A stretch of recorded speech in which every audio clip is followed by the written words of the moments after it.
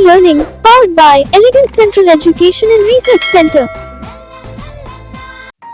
കുഞ്ഞുമക്കളെ, സ്വരാക്ഷരങ്ങളിലെ ആദ്യ അക്ഷരമായ അ എന്ന സ്വരം ലഭിക്കുന്നതിനായി വാക്കുകളിൽ പുതിയ ചിഹ്നങ്ങൾ ചേർക്കേണ്ട ആവശ്യമില്ല എന്ന് നമ്മൾ കഴിഞ്ഞ ക്ലാസ്സിൽ പഠിച്ചു അല്ലേ? ഇനി സ്വരാക്ഷരങ്ങളിലെ രണ്ടാമത്തെ അക്ഷരം ഏതാണ്? ആ. ആ എന്ന നീട്ടി ഉച്ചരിക്കുന്ന സ്വരം ലഭിക്കാനായി വാക്കുകളിൽ നമ്മൾ പുതിയൊരു ചിഹ്നം ഉപയോഗിക്കണം. ഏതാണെന്ന് അറിയോ കുഞ്ഞുങ്ങൾക്ക്?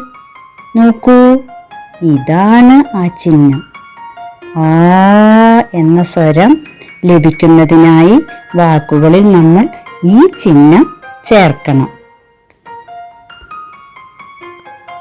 വ്യഞ്ജനാക്ഷരങ്ങളിൽ ഈ ചിഹ്നം ചേർത്ത് നമുക്ക് കുറച്ച് വാക്കുകൾ ഉണ്ടാക്കി പഠിച്ചാലോ?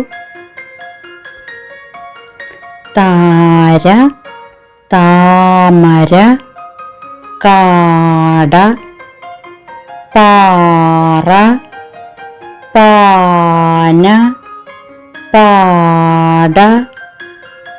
ഇനി കുറച്ച് വാക്കുകൾ കുഞ്ഞുങ്ങൾ കണ്ടെത്തുമല്ലോ.